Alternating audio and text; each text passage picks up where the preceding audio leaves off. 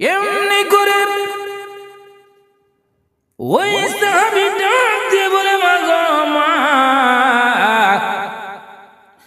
কেন গো নবীজির সাথে তুমি সাক্ষাৎ করবা? নবীজি আলোচনা করতেছে, যদি কিছু বলার থাকে গো মা তুমি আমার কাছে বলো গো মা। মা আমার কাছে বলতে পারো। তখন ওই মহিলাটা ডাক দিয়ে বলে, বাবা রে, আমি এসেছি নবীজির কাছে কিছু বলার জন্য, তোমার কাছে বললে কোনো লাভ হবে না। বাবা, তোমার কাছে বলতে পারবো, কিন্তু তুমি আমার কথাগুলা বুঝতে চাইবা না রে বাবা।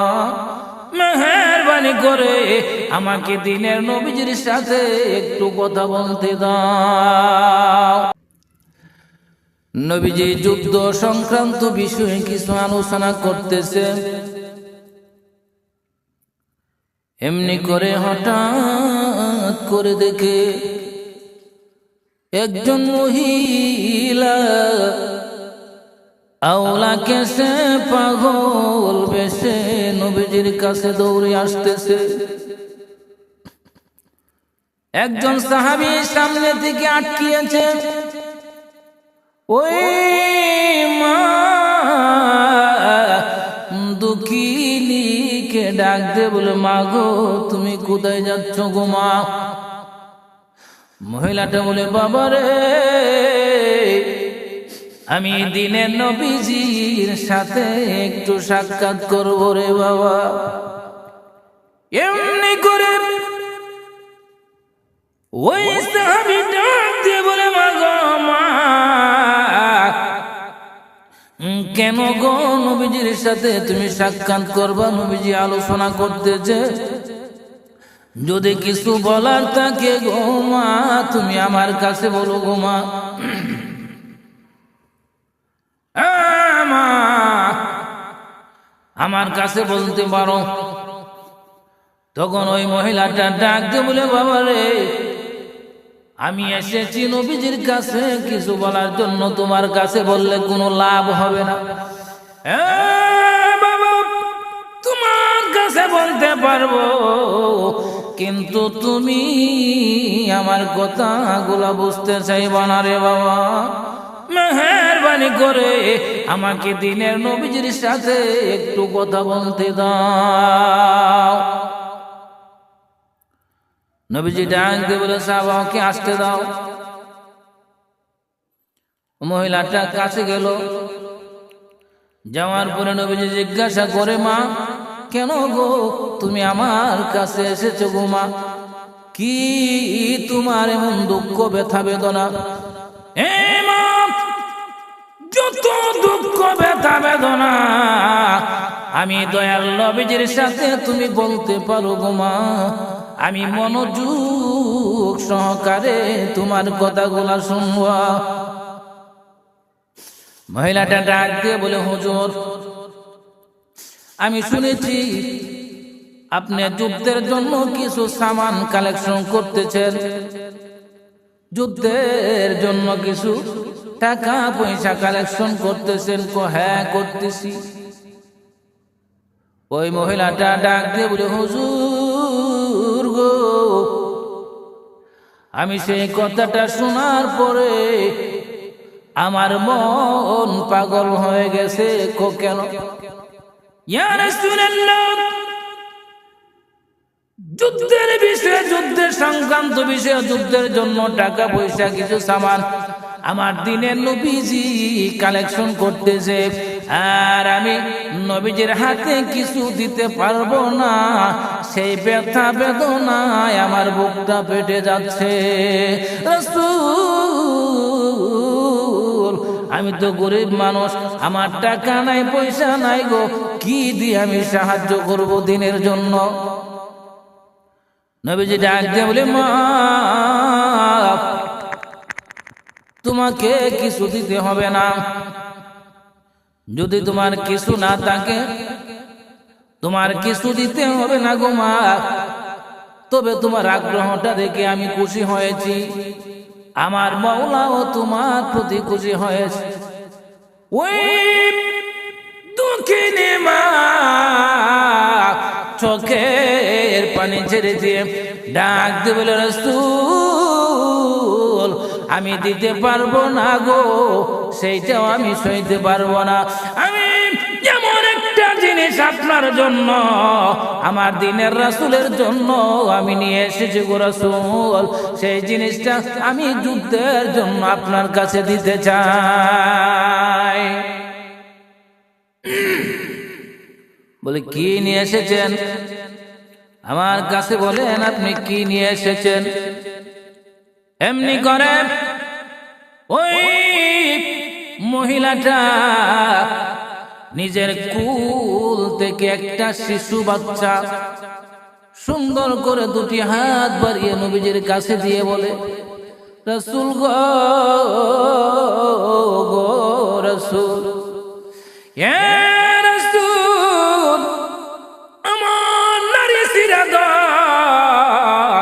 আমার কলিজার টুকরা, আমার সন্তানটাকে আমি যুদ্ধের জন্য আপনার কাছে দান করে দিলাম। নবীজি ডাক দিয়ে বলে, মা তোমার আগ্রহটা দেখে আমার মনে ভালোবাসা জন্মেছে। এমনি তো প্রত্যেক মানুষের প্রতি নবীজির অত্যন্ত ভালোবাসা মহব্বত। হে মা, তুমি যে শিশু সন্তানটাকে যুদ্ধের জন্য আমার কাছে দিয়ে দিলাম, মাগো সেই সন্তানটাকে যদি আমি যুদ্ধের জন্য নিয়ে যাই তাইলে যুদ্ধের ব্যাঘাত ঘটবে গো মা, সেই সন্তানটা যুদ্ধের জন্য কোনো উপকারী আসবে না। মা, আমি সন্তান যদি নিয়ে যাই, এই সন্তানকে রাখার জন্য আরেকটা মানুষের প্রয়োজন পড়বে। সে তো এমন বড় হয় নাই যে যুদ্ধ করবে, যুদ্ধের কি উপকারে আসবে গো মা? এইটা দিও না, তুমি তোমার সন্তানকে কুলে করে বাড়িতে নিয়ে যাও। তোমার সেই দানটা আমি নবীজি গ্রহণ করতে পারলাম না। মহিলাটা চোখের পানি ছেড়ে দিয়েছে। নবীজিকে ডাক দিয়ে বলেন, রাসূল আমার সন্তানটা যুদ্ধ করতে পারবে না, আমি যুদ্ধ করার জন্য আপনার কাছে আনিনি। আর আমার সন্তানকে কেউ লালন পালন করবে যুদ্ধের ময়দানে, সেই নিয়ত আমার নাই। তাইলে কোনে আসেছ? ওই দুঃখিনী মা চোখের পানি ছেড়ে দিয়ে ডাক দিয়ে বলে, রাসূল গো আমার সন্তানটাকে এই জন্য আমি দিয়েছি গো রাসূল, যখন আপনি যুদ্ধের ময়দানে যুদ্ধের জন্য প্রস্তুতি নিয়ে যুদ্ধের মাঠে চলে যাবেন, আপনাকে যখন কাফেররা, কাফের মুশরিক বেঈমানেরা আপনাকে হত্যা করার জন্য দূর থেকে তীর ধনুক আপনার গায়ে মারবে, তখন আপনার একটা ঢাল প্রয়োজন হবে গো, সেই তীর ধনুক থেকে আপনাকে রক্ষা করার জন্য। আমার সন্তানটাকে আপনি তখনই রুমাল দিয়ে আপনার বুকের মধ্যে সুন্দরভাবে পেঁচাইয়া বাঁধিয়া রাখবেন। যখন কাফেররা দূর থেকে তীর ধনুক মারবে আপনাকে আঘাত করার জন্য, তখন আমার সন্তানটাকে বুকের মধ্যে ধরে সামনে, তীরের সামনে ধরে রাখবেন, ডালের মতন ব্যবহার করবেন। প্রত্যেকটা কাফেরের তীর ধনুক যেন আমার সন্তানের বুকটা ঝাঁঝরা হয়ে যায়, তথাপি আপনার গায়ে যেন গো একটা ফুলের আসর না লাগে, সেটাই আমি শান্তি পাবো। সেই কথাটা শুনিয়া নবীজি চোখের পানি ছেড়ে দিয়েছে। এটাই বলি মহব্বত, ভালোবাসা, প্রেম, নবীজির প্রেম। আর আমরা শুধু জিলাফির আশেক, আমরা শুধু মিষ্টি তাবারকের আশেক, কিন্তু এখনো এমন প্রেমিক আছে, এমন ভালোবাসার লোক আছে এই বর্তমান যুগে, এখনো এমন ভালোবাসা, এমন মহব্বতের প্রেমিক নবীর উম্মত আছে, যারা নবীর ভালোবাসা বুকে নিয়ে শত শত প্রেমিকরা জীবন দিয়ে দিয়েছে। আর এমনও নবীর নাম দাঁড়িয়ে আশেক আছে, জীবন তো দেওয়া দূরের কথা, সেই সময় একটা মিছিল পর্যন্ত মিটিং পর্যন্ত তাদেরকে দিকে নাই, বরং মুখে নবীর প্রেমিক বলে মুখে আওড়ায় আর চলে। এবার এটার নাম প্রেমিক, এটার নাম মোহাব্বত। তখন নবীজি চোখের পানি ছেড়ে দিয়ে ডাক দেবরে মা, এত মোহাব্বত করো গো মা তুমি আমাকে, পৃথিবীর জমিনে একটা মহিলার জন্য সবচেয়ে মোহাব্বতের সবচেয়ে ভালোবাসার বস্তু হলো তার কাছে তার নিজের কলিজা সিরাদন সন্তান। পর্যন্ত সন্তান ধারণ করে দুনিয়াতে জন্ম দিয়ে বুকের তাজা রক্ত দুধ পান করিয়ে লালন পালন করে সেই দুঃখিনী মা নিজের সন্তানকে নবীর জন্য কুরবান করে দিতে রাজি কেমন করে হলে গো মা? চোখের পানি ছেড়ে দিয়ে ডাক দিলেন রাসূল গো, এই পৃথিবীর জন্য, এই দুনিয়ার জন্য আমি নারী যদি হাজার হাজার নারী দুনিয়াতে না থাকে, আমার কলিজা সিরাদন এমন হাজার হাজার সন্তান যদি না থাকে গো রাসূল, দুনিয়ার কোনো ক্ষতি হবে না গো রাসূল, ইসলামের কোনো ক্ষতি হবে না গো রাসূল। কিন্তু আপনি নবী যদি দুনিয়াতে না থাকেন, এই দুনিয়ার বিরাট বড় ক্ষতি হয়ে যাবে। এই দুনিয়ার জন্য অত্যন্ত বড় ক্ষতি হবে গো। আমার মতো নারী না থাকলে দুনিয়ার কোনো ক্ষতি হবে না, কিন্তু আপনি না থাকলে দুনিয়ার বড় ক্ষতি হয়ে যাবে। হযরত উমর রাদিয়াল্লাহু তাআলা আনহুকে জিজ্ঞাসা করেন, হে উমর, তুমি কেমন ভালোবাসো তোমার নবীজিকে? নিজের জীবনের চেয়ে কি তুমি বেশি ভালোবাসো না? নবীজি ডাক দিয়ে বলেন, আমার জীবনের চেয়ে কেমন করে ভালোবাসবো? আমি যদি দুনিয়াতে বেঁচে থাকি তাইলেই তো নবীকে ভালোবাসতে পারবো, আর দুনিয়াতে যদি না থাকি নবীজিকে ভালোবাসবো কে? কেমন করে ভালোবাসবো? নবীজিকে ভালোবাসতে হলে গো আমি উমরের দুনিয়াতে বেঁচে থাকা প্রয়োজন। তখন বলা হয়, উমরে তুমি এখনো প্রকৃত মুমিন হতে পারো না। হযরত উমর কিছুক্ষণের জন্য চুপ খেয়ে বসলো। কিছুক্ষণের জন্য চুপ খেয়ে বসে থেকে হঠাৎ করে মাথা উঠাইয়া ডাক দিয়ে বলে, হে রাসূল, আমি ঘোষণা করে দিলাম গো রাসূল, এই উমরের জীবনের চেয়েও প্রাণের চেয়েও আপনাকে বেশি ভালোবাসি।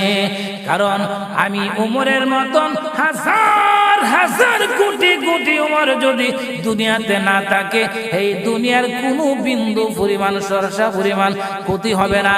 কিন্তু আপনার মতো নবী যদি দুনিয়াতে না থাকে তাইলে দুনিয়ার বড় বিরাট বড় ক্ষতি হয়ে যাবে। এই উমরের মূল্য আপনার চেয়ে আপনার কাছে তুচ্ছ এবং তাচ্ছল্য। এই উমর যদি দুনিয়া ছেড়েও চলে যায়, আমার দ্বারা দুনিয়ার কোনো লাভ হবে না। কিন্তু নবী দুনিয়াতে না থাকলে দুনিয়ার বিরাট ক্ষতি হয়ে যাবে। এই জন্য উমরের জীবনের চেয়েও আপনাকে বেশি ভালোবাসি। এটাই কি বলে মহব্বত? এটাই বলে প্রেম। অগণবিজি তোমার প্রেমে পাগল হইয়াছি, অগণবিজি তোমার প্রেমে পাগল হইয়াছি।